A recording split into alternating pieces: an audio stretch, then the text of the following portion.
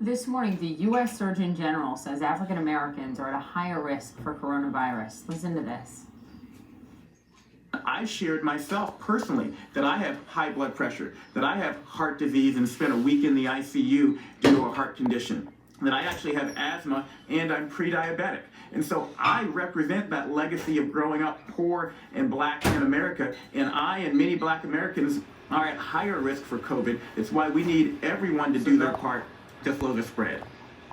He's exactly right, and you can see that higher risk when you take a deep look at the numbers we have so far out of Detroit. They show that the black community there is suffering much more than any other group. It is a similar story in many cities across the country. Tyrone Carter is a Michigan State representative whose district covers part of Detroit. He was also one of was the first lawmaker in Michigan to contract coronavirus. Thank you, sir, for being with me. And just how are you feeling? I mean, you've come out on the other side of this.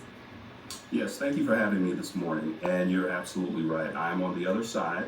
I feel almost 100% better, but a week and a half ago, it was really rough. What was it like to go through? Every symptom that you hear about, I had. My temperature was at 102. I had the sweats. Then my teeth were just shaking. I had the chills. Then my entire body ached. And at one point, I had no taste at all. You know, there was no taste. And I think that's where the weight loss comes from for a lot of people. You just don't taste anything. You don't want to eat anything. And I think that was the worst part. So after that broke, I started feeling, a little better, got my taste back. Muscles were okay. And I just tried to stay as hydrated as possible. All right, let's talk about what I think it should be described as a crisis in this country on top of this pandemic being a crisis, and that is the fact that more black people are dying from it. Look at Detroit.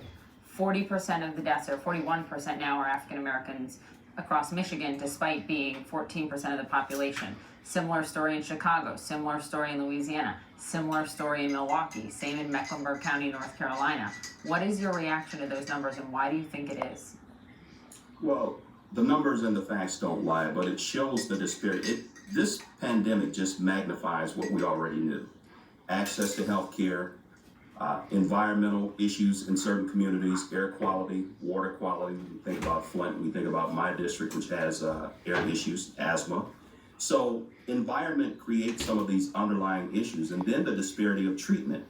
When we talk about health care, it's easy to say that it's accessible, but to people that don't have a job, a service job that has health care, sometimes they use urgent care or the emergency room as their primary care physician. So what this has done is magnified those issues to show that there's still a huge gap between races when it comes to health care. And this is magnifying it. To your point, a number of U.S. senators wrote a letter to HHS on March 30th, and I just reread it this morning, but pleading with HHS to start collecting and then distributing data in terms of racial and ethnic demographic data in terms of contraction and treatment and deaths for COVID in order to address racial disparities. We've reached out to HHS, have not heard back yet, but do you believe that HHS should be collecting this, and if they are already, distributing it? Absolutely. I think that we need, once this is over, because we're in the middle of something right now, and the moment this is over, we need to drill down, look back and say, what could we do differently? We have a lot of work to do in this country. Finally, when you talk about healthcare workers, the Henry Ford healthcare system there, which is huge across Michigan, 734 of their healthcare professionals this morning have contracted COVID-19. The CEO says procuring daily supplies for their staff is a, quote, daily battle. The governor talked about this again just yesterday, saying they're dangerously low on PPE. What is your call to action to the federal government, to anyone who can help at this point in time to protect those frontline healthcare workers in your district? Anyone who's listening, anybody who's watching, anybody who has the resources, we need to get it to the hospitals first. Upside down. Because if we have too many people that contracted that are working there, who's going to help the people that need it? I think they're the top priority, period. our police and fire, we need these people. We need these people to do their jobs, to save lives. So whatever they need, we need to get it to them as soon as possible.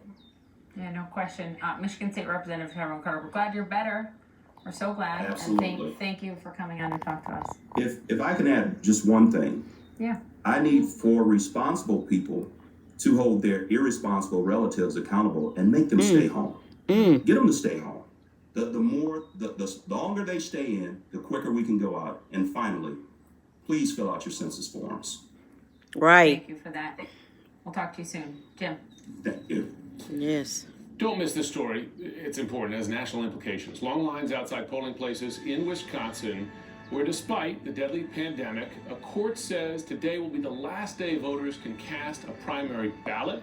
This is about a bigger battle between Democrats and Republicans about voting access with national implications. Stay with us. Ooh.